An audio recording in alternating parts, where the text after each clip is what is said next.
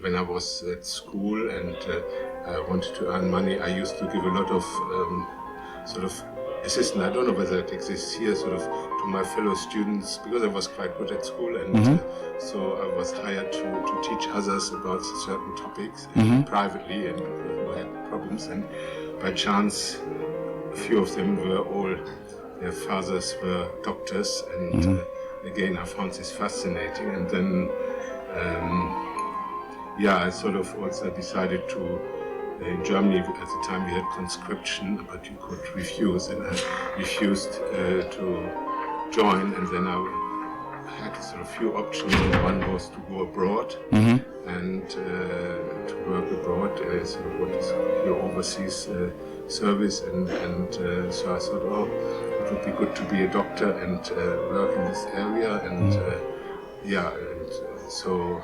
And I mean, at that time, because probably I didn't have sort of much advice for my family. My family, father was a welder and my mother a shop assistant, so they couldn't really sort of give me much advice. I mean, looking back, I probably could also have done veterinary medicine, but but at the time I decided to study medicine instead, because I felt that was probably the most useful type of profession to go abroad and. To sort of, I always thought I want to do something with people, and but also, as I said, I like to do things with animals. But then I decided to study medicine instead. You're listening to a bonus episode on Universal Basic Income, or UBI, and to my guest, Reinhard Huss. This is another in-person interview recorded on the H6 in a very noisy corridor in Virgin Money on Briggate for reasons. Balls up, basically. Recorded on the 22nd of January 2024. So, welcome to this bonus UBI episode, and thanks for braving this, and I hope you find the discussion worth slogging through the rough sound. I'm going to read the longer bio for Reinhard here, as I'm assuming you've already heard his first episode and that shorter bio. So, this is the first interview we did. It was recorded in Virgin Money on Briggate, where you can book rooms for free in town. But I couldn't access the room I'd booked, so we ended up recording in the upstairs lobby and hoping for the best, which was not great for the sound. Obviously. I have done what I can with it though. The reason I'm releasing it is because it's got some great stuff in it about UBI from someone who really knows the topic. One last thing before I start. I had a huge random boost to listeners on Wednesday, so if any of those new listeners are still here and listening to this, welcome. Thanks for joining us. Don't worry about orientating yourself or getting up to speed. If you have any questions or concerns about the show and what you've heard, or if there's anything that you like and want to see more of, please do let me know. Email contacts for the show are in the outros. After his medical studies in Bonn and Nottingham, Reinhard Huss worked in the UK National Health Service as a clinician and researcher. In 1985, he moved to Zimbabwe and worked for 5 years as a clinical medical officer with additional responsibilities in public health. This experience encouraged him to study for a master's degree in international public health at the University of Leeds. Reinhard's master's thesis was on economic justice for sustainable health. His thesis was based on the concept of time autonomy as an important factor of personal health. The promotion of health should consider healthy longevity of life and the ability to self-determine the use of time. Searching for relevant literature, Reinhard came across Antonovsky's theory of Salutogenesis, the causes of health, and his Sense of Coherence, or SOC concept, which is basically how groups stay together and relate to each other. SOC includes 3 components which enable human beings to move towards the healthy end of the multidimensional health-disease continuum. The 3 components are 1. Comprehensibility, that's the cognitive component, 2. Manageability, the instrumental component, and 3. Meaning, the motivational component. At the time, Reinhard didn't know about universal basic income as a potential tool which could enable time autonomy and could be an instrumental and motivational component of SOC.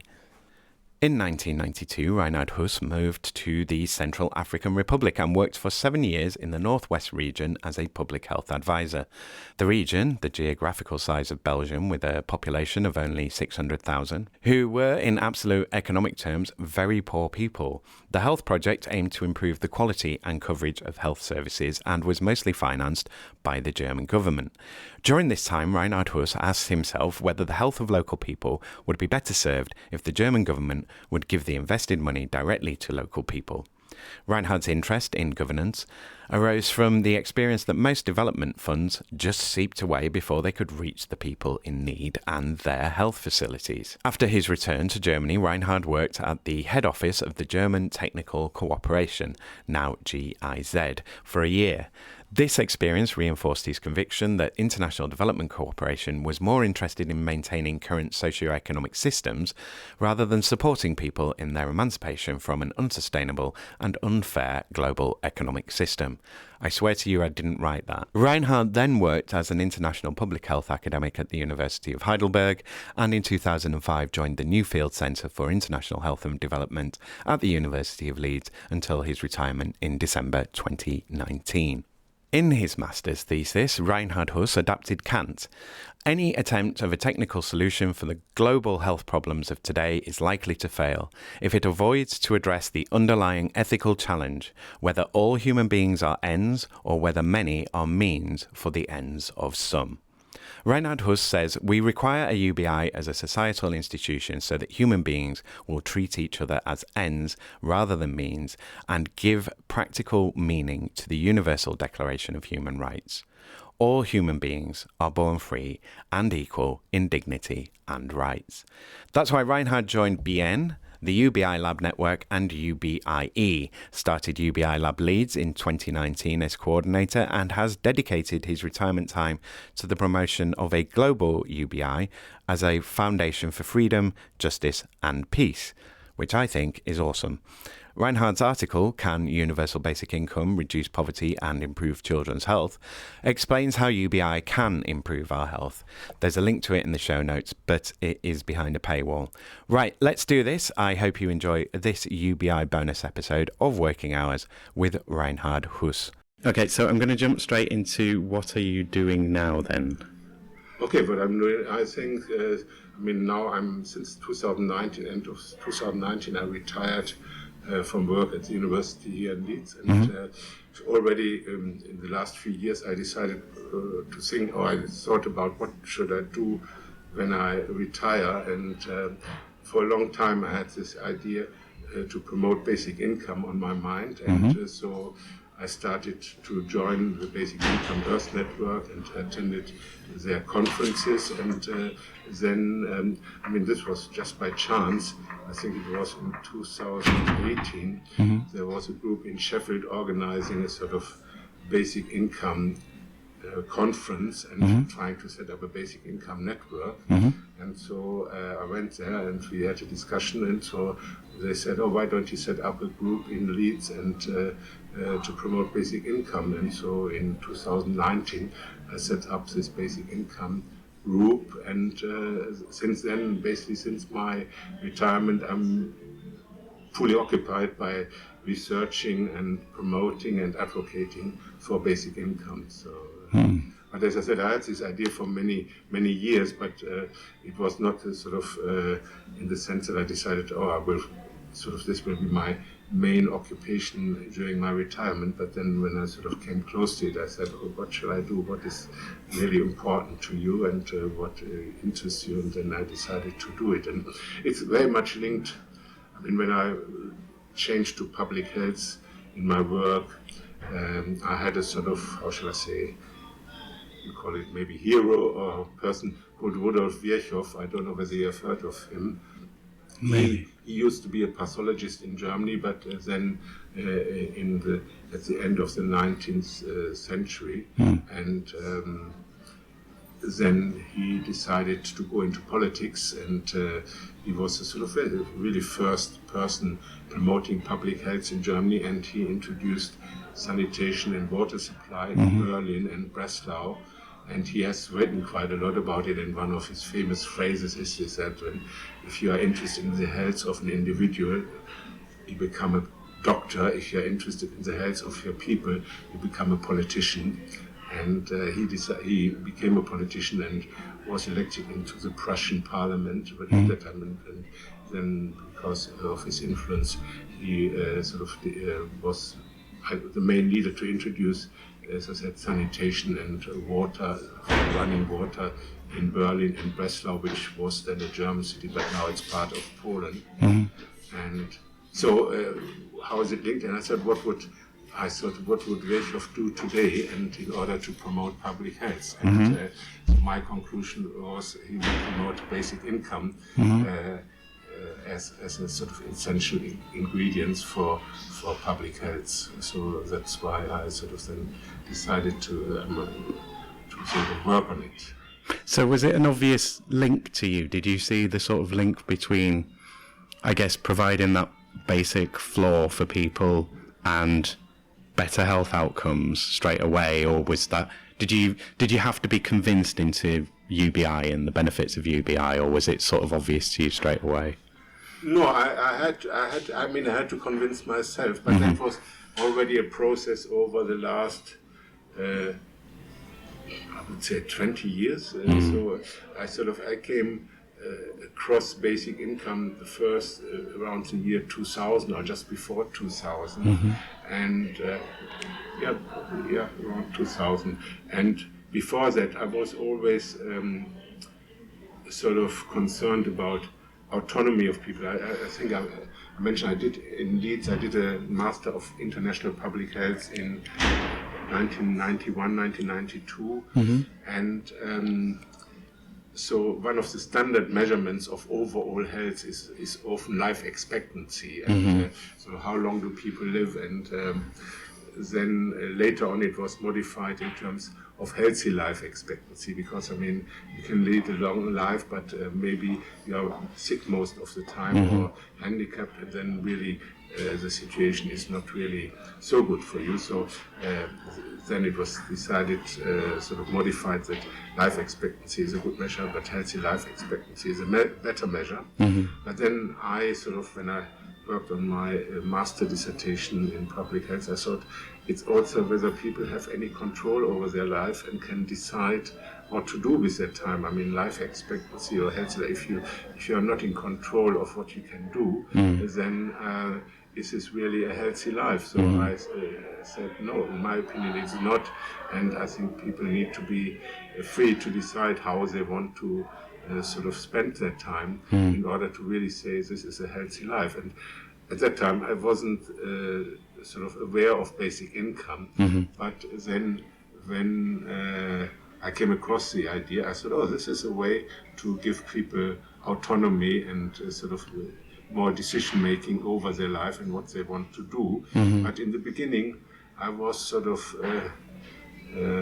how should I say, torn, because I think being influenced by what is said around you, I thought, maybe it's not a good idea, because people will just sit in the corner or sit in front of their TV, and there should be, so I was initially more in favor of what could be called a conditional basic income, or it's, what is it called? The name escapes me, but it's basically that you should provide something to society. There's a certain name, it doesn't, I can't remember now. Like they have to do like a community service or something to get, so you have to do something in order to deserve the basic income, and that is a sort of alternative concept to an unconditional basic income, so that you sort of basically provide some services or asked to provide some services in order to get your basic income.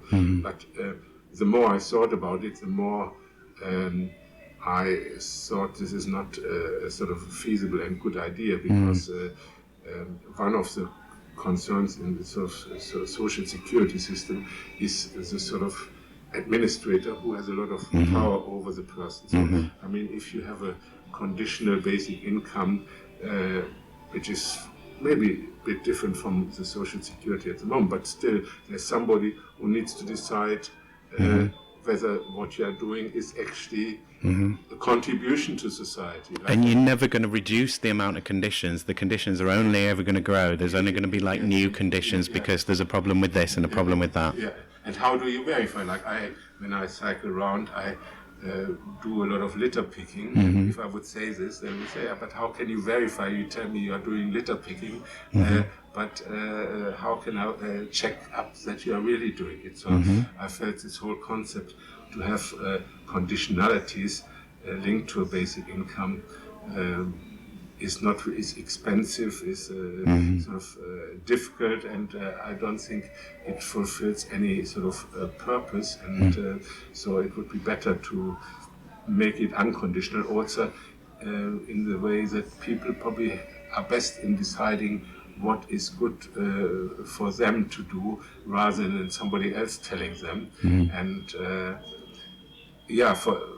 because there's always the argument that people may just sit around and do nothing and so on. And in the end, I thought, these people are actually who would do this. They should be felt sort of more seen as somebody who has got a problem, rather than saying they are exploiting society. Because that's why I think work or activities is part of, in my opinion, of the human condition, and to give meaning to your life. And so people who would really just sit around and do nothing, rather than seeing them as a sort of, how should I say, bad people who exploit society, I think it's better to look at them as some who may have some problems, that they sort of can't find things which they feel are sort of fulfilling for their life and useful, which they would like to do.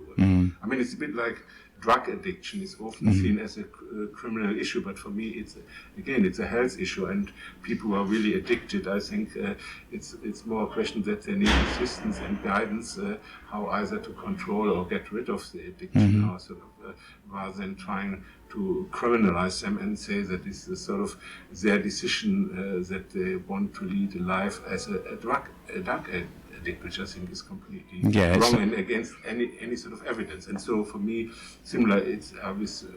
I think most people, if they are given the choice to do what they want to do, I think they will choose activities which they find useful, and I think most of them will also be a contribution to society. And I would like to see it to be implemented, and then we will see. I'm convinced nowadays, but it took myself some time to convince myself of it, that most people will sort of be interested to make a contribution to their community and to their society. Yeah. So, I mean, I agree with all of that, and like from just doing this, I mean, I haven't really had anyone say, when I've asked them about if there was a UBI, that they'd just stop working. Like, most people do want to work, especially if you find something that you actually enjoy. Then the kind of annoying bits of work, like getting up at an alarm and having to commute in and deal with bosses and paperwork and politics and all of those kind of things, and how much your pay is, like, they don't matter so much if you're enjoying the role and if you're enjoying what you can do in the role. And yeah, universal basic income just gives people a bit of flexibility, takes some of the pressure off, especially if you're starting a company, starting up. Like, have some of those expenses covered, or have some of your home expenses covered, so that you've got some capital that you can use to seed the business. So in terms of promoting it, how do you go about that? Is it various conferences and stuff? Do you spend your time reading all the papers about UBI? Like, what does it involve for you? Yes, I mean, it involves, I mean, probably also because I'm from a sort of academic background now, having worked at the university, it involves a lot of reading, trying to stay up to date with all the sort of different information which comes out, because, as I said, there are lots of prejudices against basic income and lots of questions. So it's good to be sort of well informed. So and it helps me also to think about it and to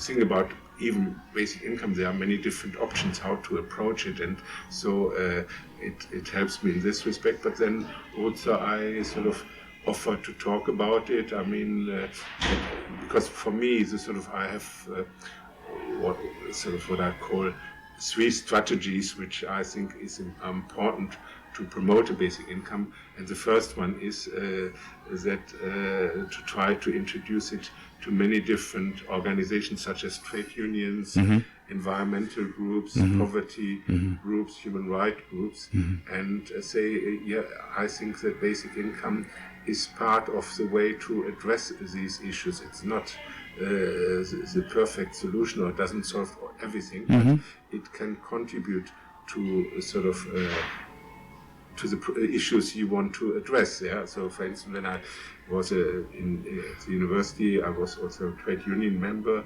UCU, and I tried to argue, because the unions are often very skeptical. They're really resistant to it, and it's like, it's ridiculous. Yeah.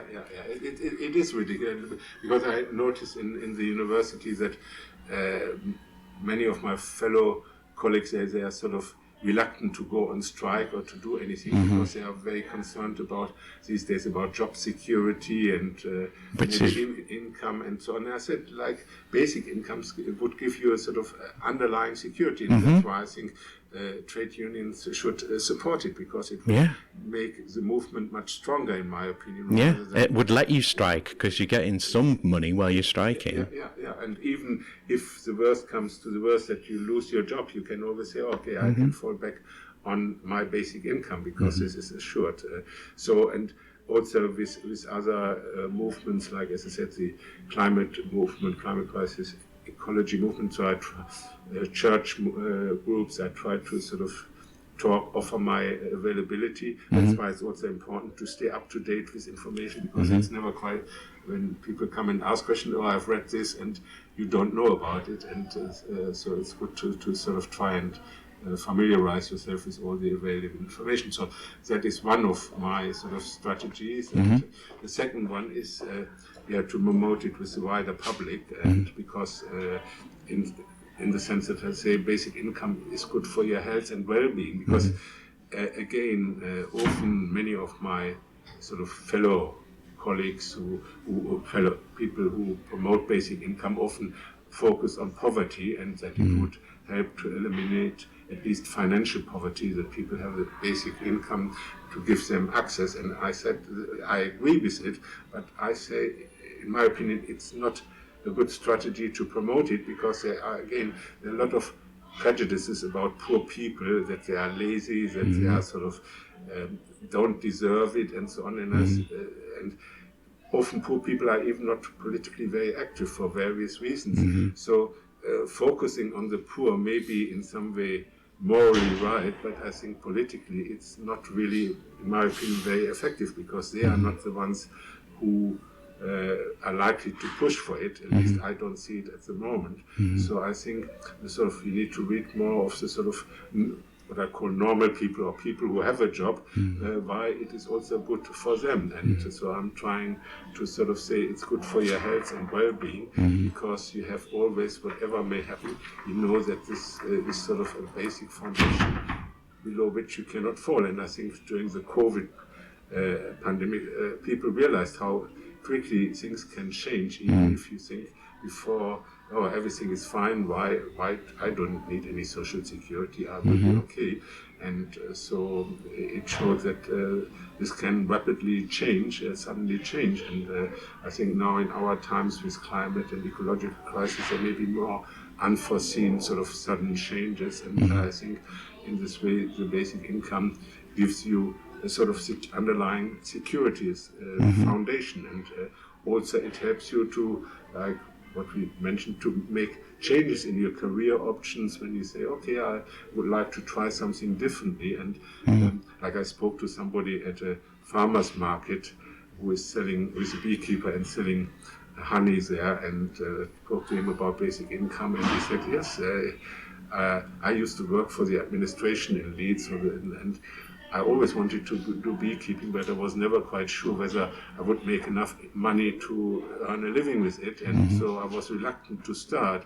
And if I had had a basic income at the time, I probably would have taken the decision much earlier, because I knew I could always fall back onto my basic income. So that is sort of, it would have been a good idea, and would have helped me to change, make this career decision earlier on in my life. So I feel it's important to reach many people and say, yes, it's a good idea, because it will help you, even that you think you may never need it, but it gives you sort of a security of mind that you can always fall back on this basic income, and also that you can maybe at one time in your life change what you would like to do. And so it will help you to really follow up what you want to do, and make sort of give you a better life, because you will not feel that you do stick in a job or in a certain type of work just because you need the financial security. So that's my second. And the third one is again linked to it, is what I call to promote a green basic income, because again, in this, many basic income people, when they try to think about how can it be financed, they just say, okay, we increase the income tax and then redistribute the money. And in some way, it doesn't really matter if you think through it, because basic income is just a redistribution of money. And so, I mean, if it's properly done, I mean, it's different from education or health services, where if you pay for it, then it has to be used to pay the salaries, to build the infrastructure, to buy the equipment or the medicines. So the money cannot be spent. But with basic income, it's even that it's a social sort of security approach, but it takes the money but then gives it back to the people. So the money is still there to be used. It's not as if it has been spent. So in some way, people say, okay, so if you take the money away from through income tax and then give it back, so many people will benefit, even that they pay higher taxes. But I think still people are very skeptical about it for various reasons, because states, if it's done through the state may decide at one time, like now with the NHS, or we spend the money in a different way. And so they are sort of skeptical whether it will work out, and also they may think, yes, but why should my income be taken away and then be redistributed? And I think there is a sort of psychological, in my opinion, barrier when you have just earned your money and then it's sort of taken away to be redistributed. And so I think that is also one reason why people are sort of reluctant or not so interested in supporting basic income. And I personally think that it's much better to sort of redistribute it through what I call bad activities. So that's why I call it green basic income, that any sort of activities which harm our environment, for instance, creating pollution and others, should be charged and levied, and then it should be redistributed. So I mean, I discussed a lot with another colleague from Leeds, and he said, like, water should be charged. Like, water is an essential item. At first it sounds bad, but he says, okay, if a sort of basic amount of water which everybody needs is sort of not charged, but then when people use enormous amount of water, then this should be charged. Because if someone's cleaning 8 cars, they should be charged for it. Why should they get... And that could be then used to pay for basic income. And the same with I mean, that was the original idea when Thomas More and what is Paine, I don't know his first name, but they said that Thomas Paine, isn't it? Thomas Paine, is it also Thomas Paine?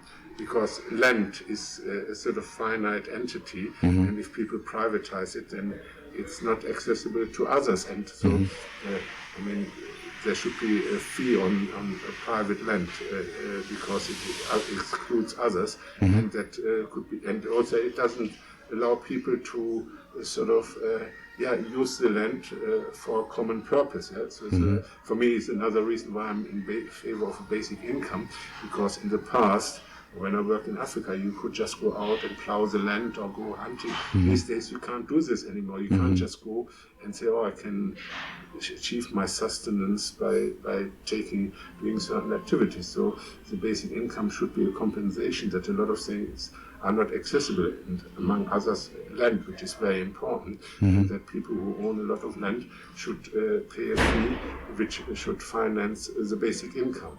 So these are what I call then a green basic income. So the redistribution should be based on what I call activities which are sort of harmful to society, or or negative, or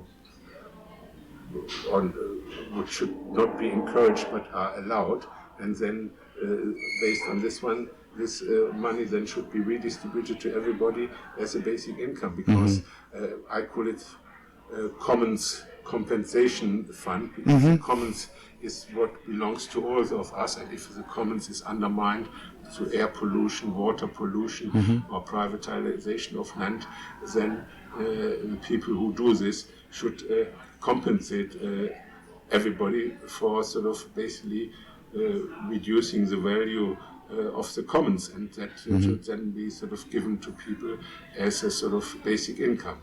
So that's like an externalities tax. It's like all of the externalities, all of the stuff that companies push onto society in terms of pollution and so on.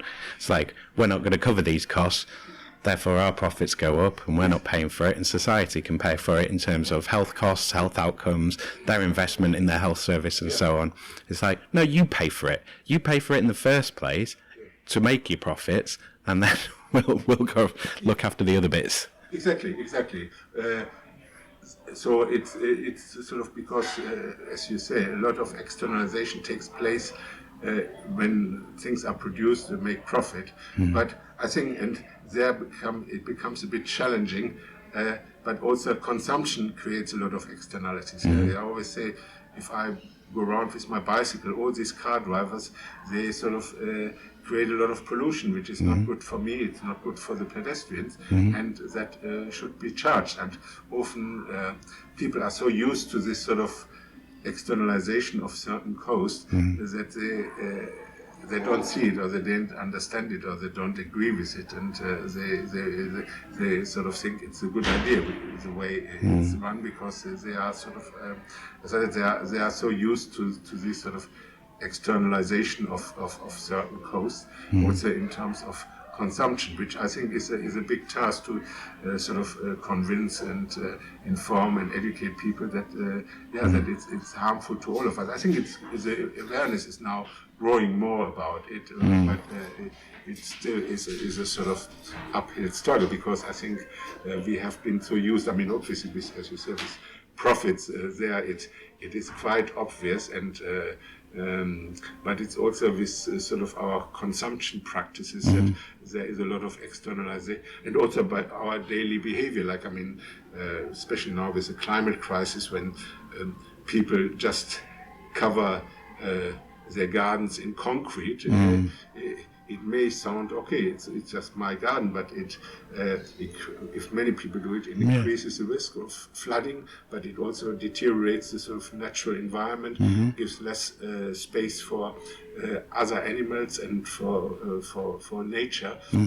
So you're making the city hotter when it's hot. You make exactly. So and this, in my opinion, should if people say, "Oh, I want to do it," then and they're allowed to do it, then they should be charged for it, and, because it undermines the sort of, as I said, the value of the commons. It's that it impacts other people, and there's and we're traditionally supposed to care about that.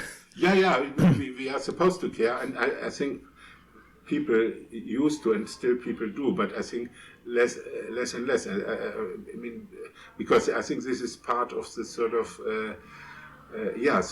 of our sort of economic model, that you sort of don't care about this externalization. And I think what is called the neoliberal model has reinforced is that you just look after yourself and everything else is taken care of by God or by anybody. Or elves or something.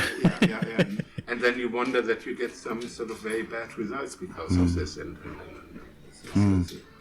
So, where do I want to go next with this? So these are the sort of three strategies I have got to sort of promote basic income, and I work on these in terms of trying, like with the two colleagues, we are sort of looking at the literature which has been published, whereby there is little about basic income, but there is the literature on cash transfers, which is sort of approaching basic income and trying to look at, for instance, what has been reported as health effects in terms of in the literature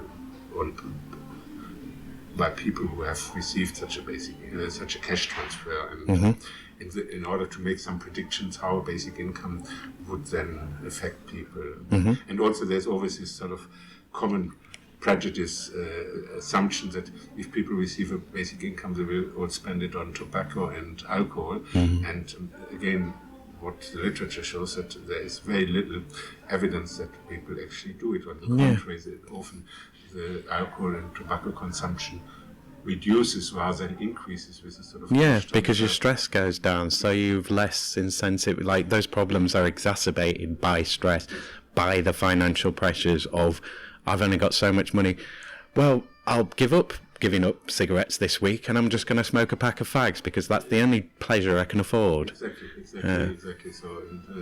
So we are trying to look up what does the literature say and try to summarize it in order to create better, stronger arguments for basic income. So what are some of the highlights? What are some of the good results, or some of the interesting results that you maybe thought were something maybe that you didn't expect at the time, where you're like, oh, I didn't expect that to come up? And in terms of like from the experiments that you've read about and the various bits of literature, is there anything that really surprised you in terms of unexpected results? Like, we've talked about health outcomes, but I remember reading, I think it was a pilot in Canada, where they was saying that it kind of increased safety as well, because safety in the home as well, because there were people around more, they weren't at work all the time, and people had more time for people. And I guess as well, when you've got, you bring in something like the loneliness epidemic, you know, it's all well and good creating, like Leeds City Council have done these warm spaces for when it's freezing cold, and because of the cost of living crisis and all of this kind of stuff. And it's like, that's all well and good, so long as people can get to it. And if they haven't got the money to get there, and they haven't got the money to heat their space, they're just going to sit somewhere cold, aren't they? So that's another thing that basic income can maybe help with. So, I mean, anything else that you want to list off of, like, good outcomes? Good outcomes. I mean, like the one you just mentioned. I mean, there is a sort of study in Denver in the United States that with homelessness often, which I think is a step forward, is saying rather than the idea is people need a job and then they get their home, that first you give them a sort of place to stay, and that giving them cash at the same time. Money helps them to sustain this sort of situation, because they can sort of plan, have basic sort of security in terms of the combination of providing them with a sort of accommodation, with a place to stay, plus some basic income, reinforces other sort of and gives them a more stable and environment, and where they can plan for their future. And so there are sort of effects which work together, and I think the same applies that basic income in many different ways adds up to other factors which sort of in the literature where which I've read is, for instance, that people like children do not go to school in some countries, and the reason is that they are hungry. The reason is that they don't have decent clothes, and so they feel ashamed, or the parents feel ashamed, and so by giving them money, suddenly they feel they can sort of go to school because they have some... And feel part of society, part of society, or that adults sort of feel they don't really want to join others because they have no money to spend, and often a lot of activities in society are linked to spending, like having a cup of coffee or doing something together, but it's always spending money or using money, and so rather than being in the embarrassing situation that you say, I haven't got any money, they don't join. And so by giving them money, they feel able to join these groups and do things together, like sort of having a women's group or go out together. And so the social life improves. And also, I mean, people, it helps them with their sort of mental health and what I call, I mean, this is not in the WHO, spiritual health, because people often wonder if they are sort of have no money. They say, "What did I do wrong in life?" What sort of, and it becomes a sort of self-inflicting, self-harming sort of thoughts, because they feel I must have done something wrong that I sort of be in this situation, and by giving them some money without asking any questions, they are more able to develop a sort of positive mindset about themselves and to doing things and feeling they can finally engage with other people or do certain things which are good for them or good for their community, and they become very much more positive about it when they receive the basic income.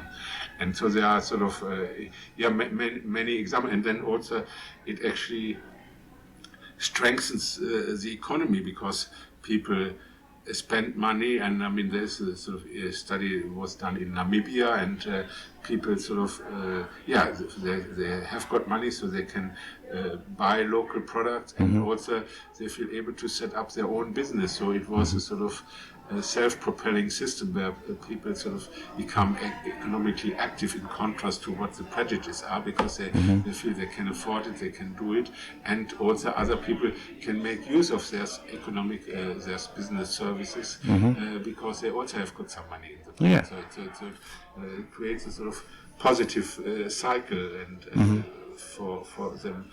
For the people who receive it, and for other people who also receive it and also become involved in these activities.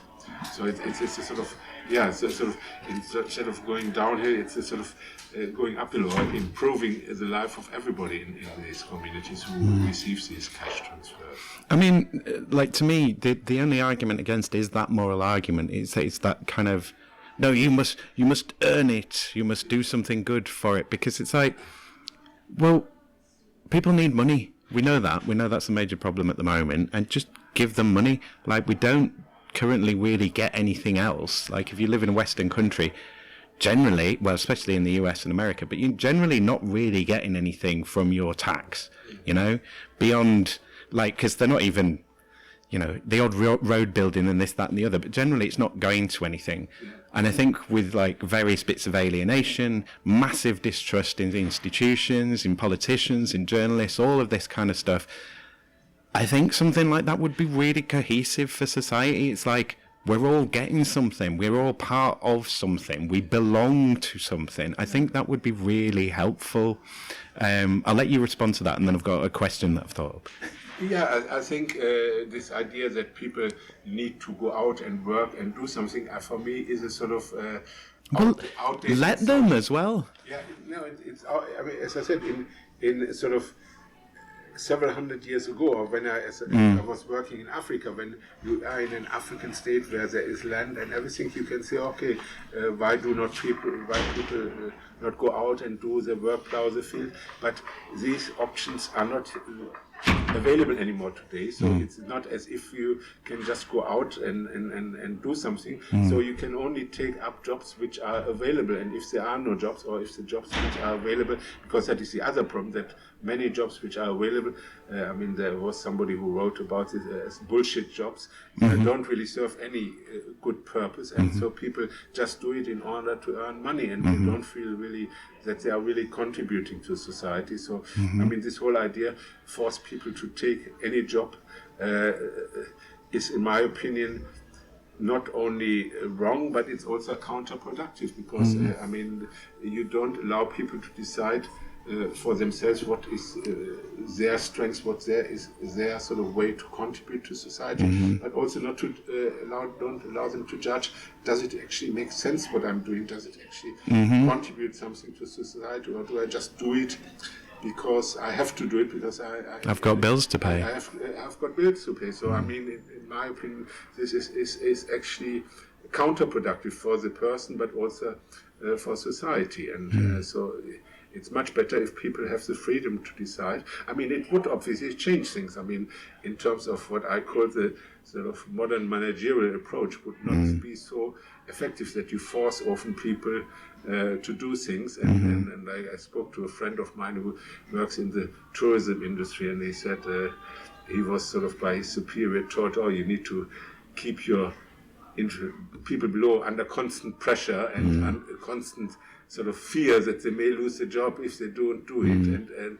And that is, I mean, even that it's not really slavery, but you can call it a modern form of slavery. But it's harm. It's harm if you're putting people under stress. Like if you did that physically, if you had someone's arm up their back for a day, you would cause long-term damage to their physical body.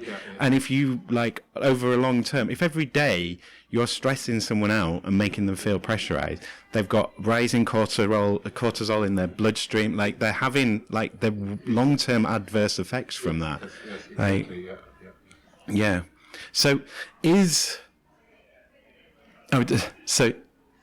I want to make a comparison between, because we talked about money earlier, and then we're talking about basic income, and we've touched on medicine and on health.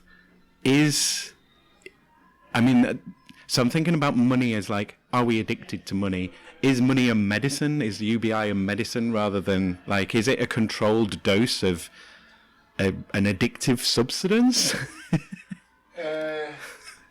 In some way it is. I think the problem, a lot of people promoting basic income in our groups are economists, and they often say, if they are honest, the concept of money is not really fully understood, and money can have so many different meanings, and that is also one reason why people, I would say, who are usually progressive or want to improve society are against it, because they feel this whole idea of a basic income is a trap, because it reinforces this idea of the importance of money, and that you just need to have money, and rather than addressing the real problems. And so what my opinion is, maybe in some very distant future we will not need money anymore, which I cannot at the moment imagine. It's easier for me to imagine a basic income for everybody than to have a society without money. And money is, in my opinion, a very ambivalent tool. On one hand, I think it was invented because it helps to exchange services and goods, and to make sort of choices, rather than sort of trying to exchange the goods, and which makes lives much more complicated. When I spoke to my parents after the war, there was sort of barter trade, and cigarettes became a sort of replacement of money, and you had even that if you didn't smoke a Werner interest, but you took cigarettes and then bought something else for the cigarettes. So money is in this respect in my opinion, very useful tool in our society. We are a monetarized society, and it gives you choices. And there is a sort of movement who talks about we only need universal services for everybody. And I always say, yes, services are good, but you need to combine them with money, because you cannot, at least I do not understand or cannot imagine a society where every service is provided according to the personal needs. And I give always sort of try to make it personal and concrete. I give the example, I take a cold shower throughout the year. My partner thinks it's crazy and it's terrible, and she thinks I'm completely mad. But I save on in this way on energy. But when there is asparagus season, I like asparagus. I try to eat it almost every day. If it is very expensive, I'm really keen. So rather than having sort of a free hot shower every day, I would rather invest it in eating asparagus every second day. So, and when you talk about universal services, I always say, yeah, so do we all then go to a restaurant, public restaurant, and then we all get the meal of our choice, or how is it going to work? So what I'm trying to say, money in this sense gives a lot of flexibility in terms of personal flexibility, that you can decide what is important for you, what is less important for you, and where do you have your preferences. So I say a combination of services and money. So for instance, if you have a basic supply of electricity and water, which is at a fixed rate, then you can decide, yeah, this is covered through my basic income. Or you can say, oh, I don't spend it, I don't need so much, and I spend the money on rather something else which is more important for me, such as I said, such as certain type of food which may be seen as luxurious or unnecessary. So that, I think, is a very positive aspect of money. But there is also the aspect, and I think this is our economic system, that tries to turn everything into money.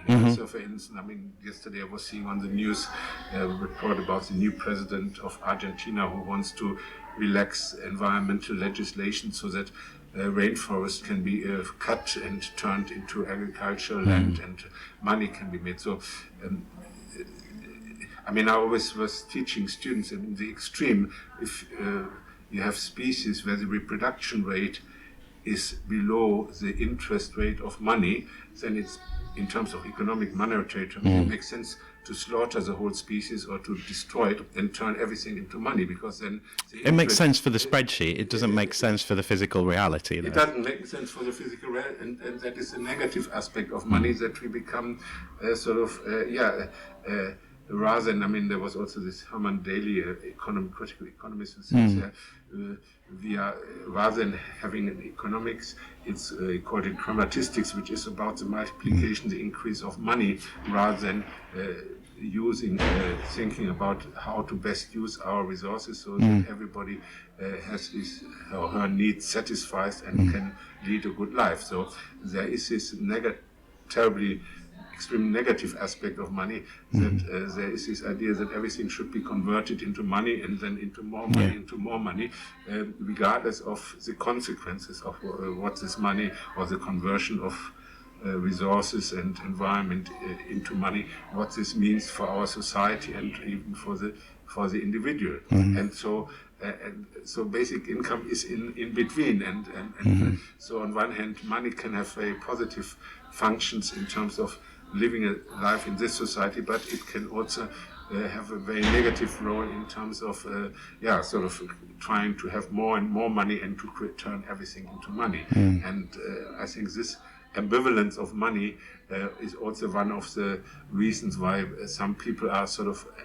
opposed to basic income, because they feel basic income is just promoting it in a way that people should only focus on money. But I see it as in our society, as we live at the moment, as a useful tool, but one needs to see the danger of it. And like when I was working in Africa, and we were talking about corruption, and there was a bishop in one place who said to me, yeah, money is the devil, he said, and it turns even the minds of my priests, makes them go crazy, because they will do anything to get more money. And that is a sort of way to describe the problem, or the problematic feature of money, and why people are sort of torn when they hear about the concept of basic income, because they link it to money, and some say, oh, this is just promoting a sort of bad society where money is sort of everything. But it's that thing, isn't it? It's like some people will accept that, like especially younger people will be sort of like, oh, the internet's a human right or whatever, or everyone should be allowed, everyone must have access to it. But then, not necessarily support UBI, and it's like, well, that's more having money. I mean, the right to earn a living, I think, is one of the human rights. But there isn't always the jobs, and there isn't always the market space. It's like, oh, we'll set up a new business. It's like, well, okay, what's the gap? You know, like you know, and I need time to research that, and I need to have income for that time that I'm doing market research to find the gap in the market. Like, you've got to free up that capacity, because the other thing is, it's just a drain. It's just like you say, there's all these health inequalities, negative health outcomes, which cost money, that have to be treated, you know, like homelessness, that money has to be spent on, drug centres, like the crime, the criminal justice service and the expanse of that, and prisons and so on. All of these things are related, and all of these things have come from financial pressures and all of these things. I don't get why.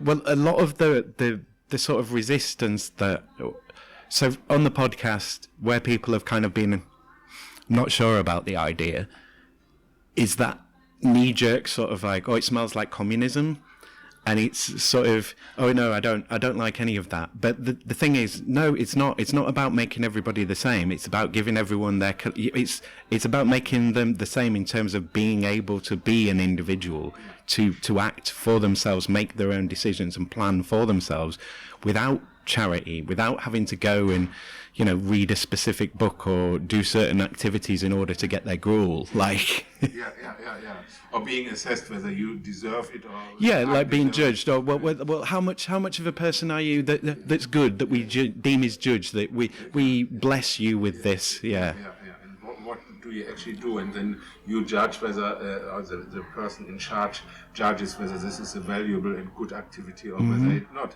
And I think often it's very difficult, because the person who has to make the decision, I mean, even if the person is well-meaning, I mean, you often cannot understand the full situation in which the other person is living, or the context in which the other person is living, and so to make this judgment, even with a well-meaning person, is almost impossible. And that's why then you often have sort of simplified versions of decision making, and then you don't allow people to sort of to lead their life as they judge it to be best for them and for the place in which for the context in which they are living, for the environment in which they are living. But even there, I mean, sometimes people say, "Oh, you think basic income will solve everything?" And I say, "No, it doesn't. And I mean, it is just a step forward, an improvement. I'm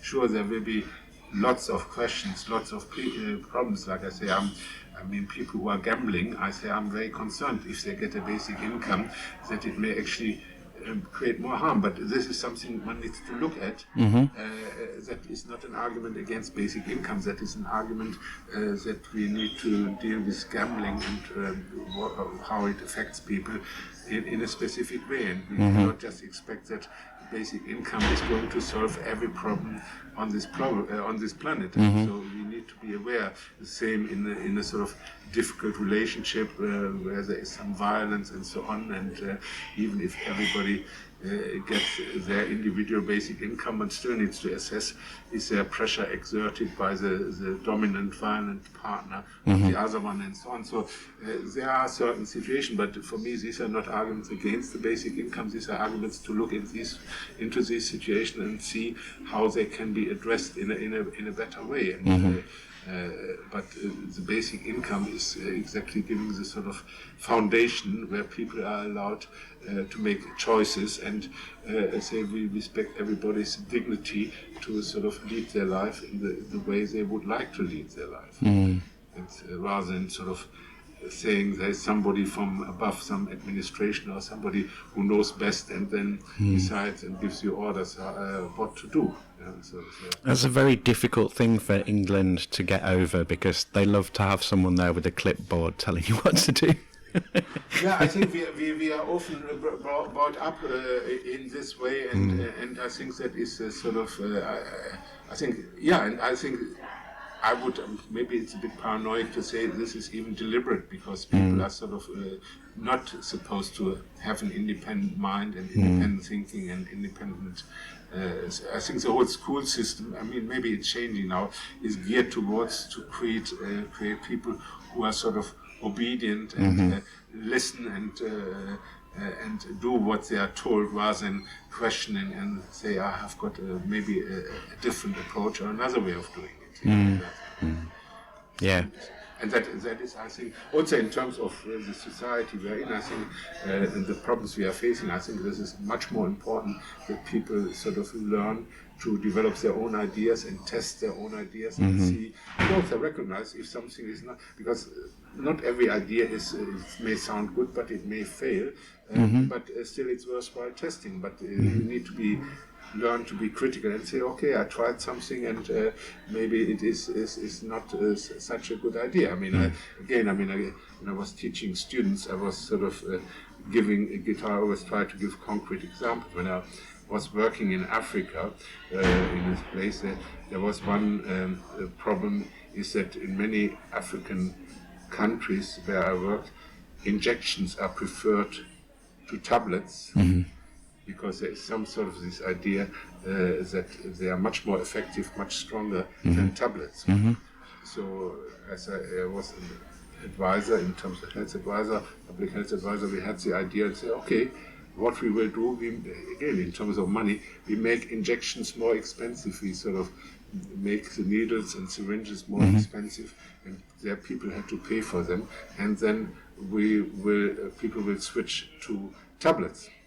But then what we observed was that people got these sort of unofficial, illegal needles from the market, which were not sterile, because they thought they'd save money, because they know the clean ones, the correct ones were very expensive, so they combined the product with the needles and syringes from the market, which were second-hand, and actually we made the situation worse by sort of having this logic saying, okay, it's more expensive, then people will switch and decide to take tablets. No, they had a completely different idea and decided to get the syringes and needles from somewhere else, and so that's why I'm saying you need to sort of be very cautious when you have a sort of you think you have all sorted out, and you find the way how to solve this issue. There may be sort of very unforeseen, unexpected sort of behaviors and which counteract what you were planning to do, and actually you achieve the opposite of what you actually intended to do. So.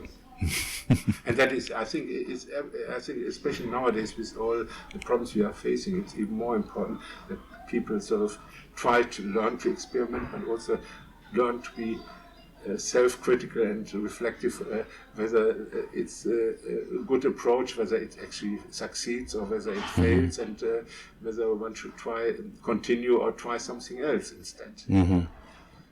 So I think it would. I mean, that is part again of the basic income idea, that it also requires sort of good education and other things which helps to use the basic income in the best possible way. It's not just giving people money, but you need also people need to be educated so that they understand how to use the money in their best interest, and that not always people who speak to you and say this is in your best interest, that it actually is, and that you need to think for yourself whether this is something which is actually you want and which actually makes your life, improves your life, or improves the life of your family or your community. Yeah. So where do I want to go next? Let's go into sort of amounts of so I've occasionally mentioned amounts of how much it would be, sort of thing, and I know with the trials that they're doing in East Jarrow and somewhere else, the two trials they're doing in the UK, it's $1,600 a month. What's the sort of, or maybe what's the kind of low end of the spectrum and the high end of the spectrum? What's the discussion about there? Where do you think is? Where would you put the amount, or where would you like the amount to be, and what are the kind of pros and cons? Because even with a small amount, it's that regular payment that everyone gets that allows people to kind of plan, so that has benefits. But a lot of people, when they hear the idea, think, oh, well, I'll get a huge amount of money and that'll really help and that'll pay my basic sort of living costs. Like, so, yeah, talk to us about amounts. And yeah, I think the amounts depend on obviously the services which are provided and how the services are provided. Let me just move this. Also, the amounts depend on the services and how they are provided, whether you have to like transport and others. So this is a very important factor. And I would say that ideally the amount should be decided by the people themselves. I mean, there is this, I don't know whether you have heard of the Joseph Rowntree Foundation, and they have sort of do, I think it's annual or biannual, do an assessment where people, experts and people come together, what is required to lead a basic, decent life, and in order to cover the essentials. And that is, in my opinion, the way how the basic income should be decided. And for me, if it's not taxed, I would say at the moment, it's about 1,200 pounds a month, I would estimate in this country. So I think the ideal situation is that you have a sort of group of people with some experts discussing and revising the amount every year or every 2 years, and maybe there may also be some mechanism if there are some unexpected changes to increase it. The idea to have even a small amount, I think it is a step forward, but I think with a small amount, I would say there are also certain dangers, because if the small amount is not enough to lead a basic life, a simple life, without any further income, then some of the concerns of trade unions may be right, that they say, oh, employers will misuse it and say, oh, you already get this money, so you only need you need less as your salary because you already have a certain amount of money. I mean, these are some of the unknown or unpredictable effects which could happen, that employers use it because you have some money, but you haven't got enough in order to say, okay, like what I say, the power to say no, or okay, if you don't give me the salary, then I'm not interested in this job because I have got my basic income, because you will find a job because the basic income is not sufficient to cover all your essential expenses. So I would say, in my opinion, it's better if you introduce it at a level which is already sufficient, rather than to have what some call a partial basic income, which is only covering part of the cost. But that is, as I said, my analysis. The other problem is, and as I said, not every issue of basic income has been resolved, that expenses in different parts, even of a country, can be quite... I was going to say, London. London, yeah, or Hebrides or so. Yeah, it's like, well, are we going to give London weighting? It was like, no, because it's universal, so they don't get any more. It's just tough that they live in London. Move. Exactly. That is one idea, to say, okay, it will create a sort of, people will sort of, instead of moving into London, they may decide to get out, which is a good idea because it's going to sink anyway. Yeah, for instance. So, but these are some of the sort of difficult issues to look at, because certain things like London, one could say, okay, it's, some say, okay, then it's good that people move out, but if, for instance, you have people living on some sort of remote island and it is more expensive to live there because of certain things. So what do you say? Do you say, okay, then move away from these islands? So, or should you say, no, we should give them some additional increase because of the higher expenses to live on the island? So these are some of the questions which I think are in my opinion, are unresolved. I mean, there's one way to say, okay, do it universal, and then there will be a dynamic, and people will move to places. Or do you say, no, we would sort of support certain places so that people are able to live and stay there with a basic income? That's why, for instance, I mean, that's another question of implementation. Should it be the sort of state, or should it be municipalities which implement the basic income, or should it be a basic income trust which is sort of independent and then gives the basic income to everybody? I mean, I feel that there need to be, in my opinion, needs to be some equalization for certain places. If one, for instance, decides that it's important that people stay and live in these areas and don't move away, because it's a disadvantage to live with a basic income in these areas. But I think these are some of the questions which are not resolved, and these are also need to be, in my opinion, tested. I mean, it's not a way to sort of have a sort of theoretical concept and then say, okay, we apply it and then everything will be fine. No, it will not be, because there are certain things which need to be sort of assessed and tested and see what is the best approach in reality, not only in theory. Is there any sort of aspects of UBI that we've not really covered yet? Anything that we should talk about that we've not touched on? I mean, this last aspect, we didn't touch much the issue of how should it be actually implemented. Again, this is for me, it's a very important issue, because I think it... Yeah, there's an automatic assumption it'll all be electronic payments, but then even then, not everybody... Who arranges it? And for me... And at what age do you start getting it? Do you get it as soon as you're born? Do you get something in trust, or is it when you turn 18 and you're able to vote? Like... I personally think that everybody should get it, but before 18 you probably get 50% as long as you live with your parents, and then you get this sort of full amount when you are sort of reach the age of 18, or when you become a sort of have the option to be completely independent. But would you give people in care the full amount? People in care, like children in care, potentially. Yeah, that is similar to the question. It's a weird one. Yeah. What do you do with people in prison? Yeah.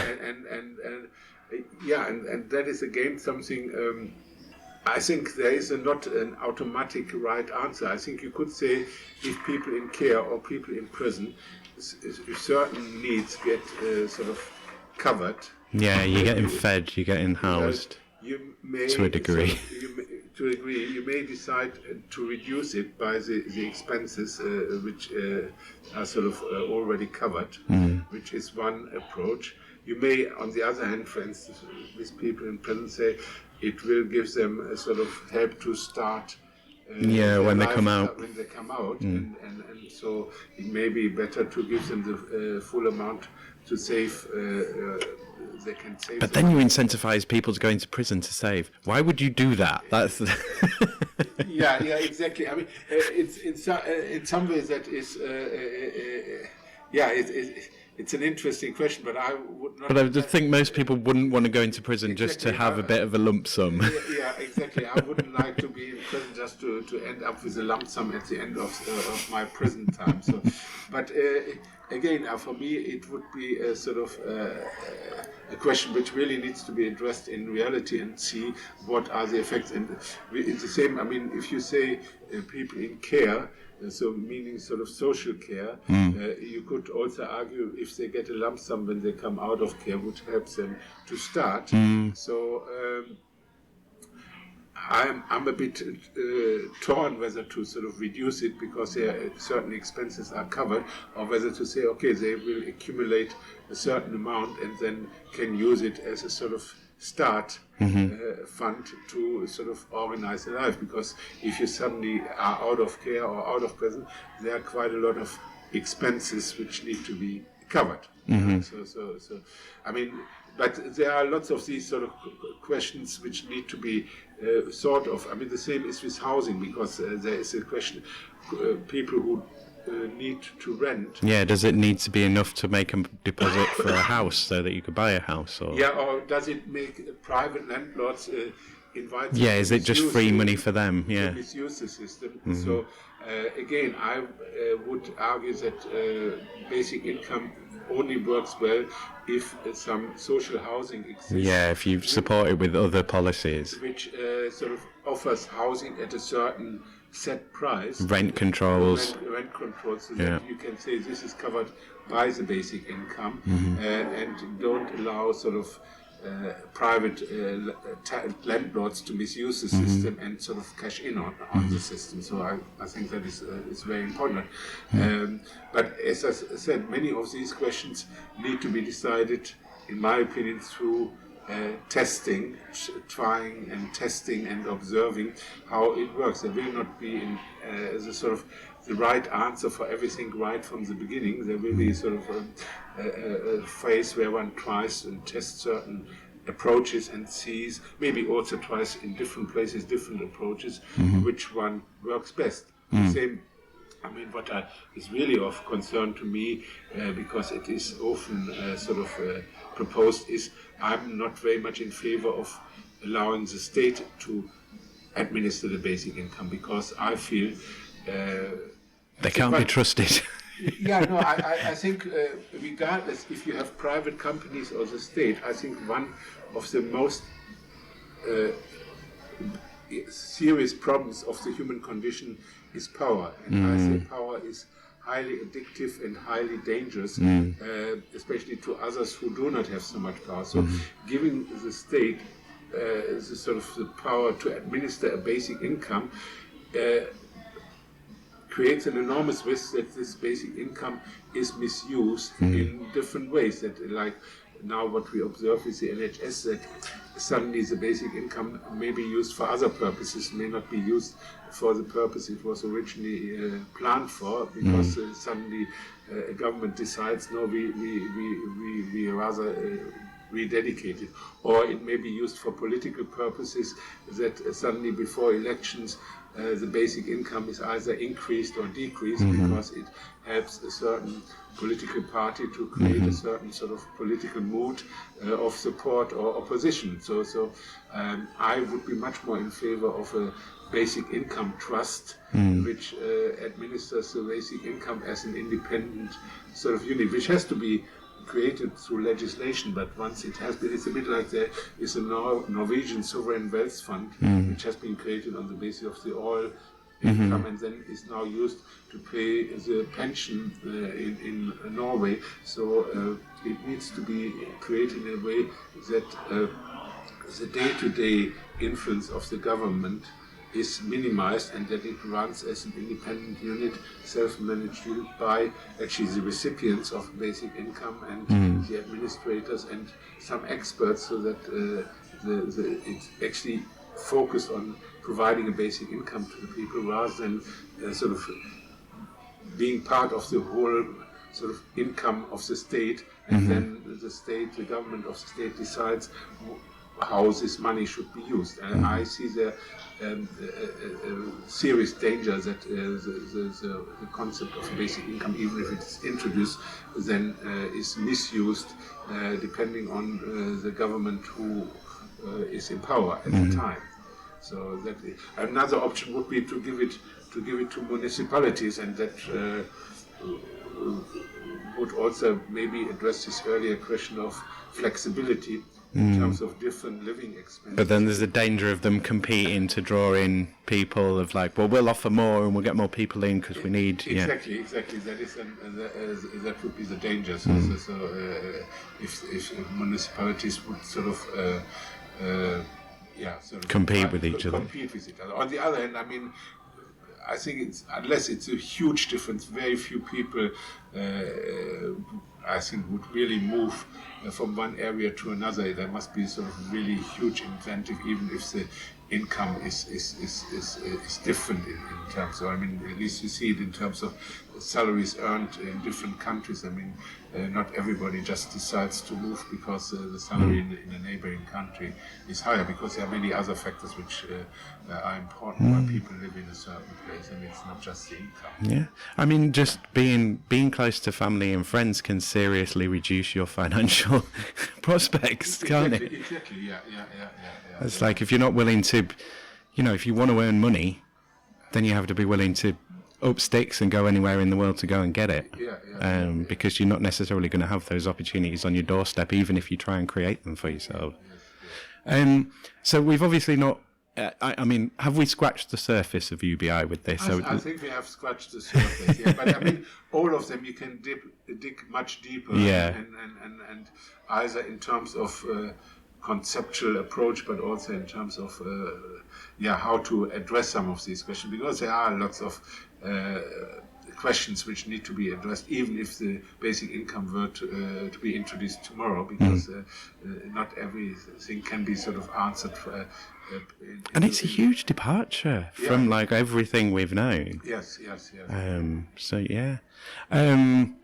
So how do we get it? Who do we write to? How do we get it? How do we get it in? I mean, is it just a matter of actually talking to candidates and pushing it with them and pushing it with other people, or?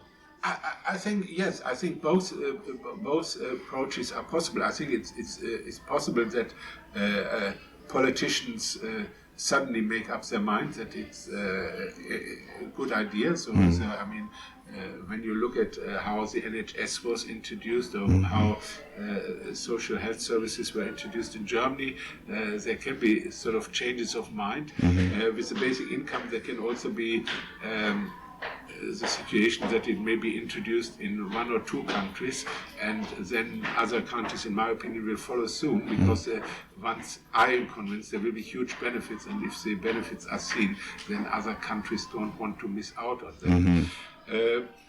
The other thing can be that there will be a sort of demand by people, which I personally think is probably more likely once people understand that it is not just for the poor, but it's for everybody. Or I think you can even. And it doesn't mean you have to stop working and the government decides what you have to do. And that it has enormous advantages how you can lead a good life, and in terms of deciding for yourself how you want to arrange your life, what activities, what type of work you do. I think that is sort of my approach to say, okay, we need to convince a critical mass of people to actually see the advantages, and that it will be sort of good. I mean, maybe it's a combination of these, because I mean, when I see how Eastern Europe, the system in Eastern Europe collapsed, it was a sort of combination of factors that people said this is not working, but also they thought this what was on offer in the West was was seen as a better or the best alternative, and until they realized that it is that it has also major flaws and problems. But I think it may be sort of combination of factors that people better understand the advantages, and if it's introduced in a few places, see these advantages, and then sort of that is again mobilizing them, and also maybe convince politicians that it would be a good idea to introduce it. So where do people find you, and where do people find the sort of UBI hub in Leeds, and how do people find out more? They can find out more. I mean, there is a website, UBI Lab Leeds website, where they can go and see, and then they can contact me, and then decide to join. We try to have meetings. At the moment, we have them ad hoc because, to be honest, there are just me and another person who are regularly active. There are others who are sympathetic, but they are sort of coming from time to time. So we decide to have sort of meetings once a month, middle or end of the month. And if people want to join, they can contact me on my email r.huss@posteo.net and ask me about the next meeting. Otherwise, they can also, I try to send out information about what is happening every month, so they can go on the mailing list and get information about what are the latest news about basic income and to follow up what is happening not only in the UK but in other countries as well. For instance, I mean, one of the countries may be most likely to introduce a basic income I would see as South Africa, because they have already got various grants. They have got a child grant, they have an old age grant, and the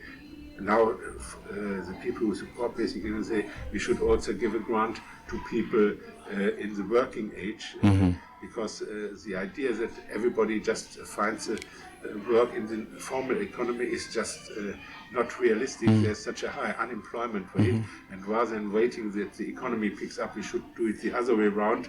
We give people a basic income, give them basic security, and then they will actually strengthen the economy by starting their own business and actually increasing demand for the things which are already produced. So we should, rather than waiting for the economy to create the jobs, we should give people the money, and they will sort of then create the demand and also create the jobs for themselves.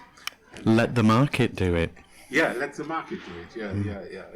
That's another issue to discuss: basic income and the market, because again, market has a sort of is again a very ambivalent concept, and some people see it as the evil, and others see it as the one which solves everything. And I think it's in between, especially in terms of understanding of what a market is. And I always say, if you go to a farmer's market, you have a real market, and that's a market. But if you look at the global market, it has little to do with the real market. Yeah, it's a casino. Exactly, it's a casino, and where people with a lot of power decide what is happening, rather than a sort of market of equals where everybody is making a contribution and has an influence. Thank you again to Reinhard for being my guest and patiently listening through the raw version of that recording, and for coming back for more. Thanks as always to all my guests, and thanks to you, Leeds, for being my subject. If you'd like to know more about UBI, go to UBI Lab Leeds. That's ubilableeds.co.uk.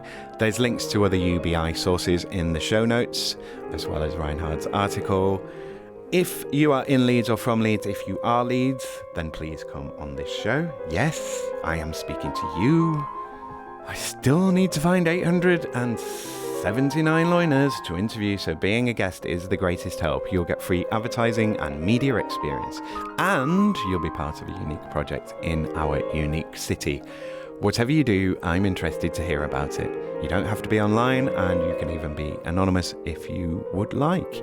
You will enjoy it. So I want to float an idea here to those of you who listened this far into the show. How would you feel if I made the free episodes just the first 3 questions of the interview? So what did you want to be? What do you do now? How did you get into it? And then I put all the other answers behind the Patreon paywall, so people pay if they want to hear that part. It will make the free episodes shorter and more consumable, and it will force people who like the show to pay to hear the whole episode. I would then also have something to actually put on the Patreon, rather than having to just do more work for free. And I could pick up some Patreons. What do you think? You can email Working Hours at workinghourspod@western-studios.com.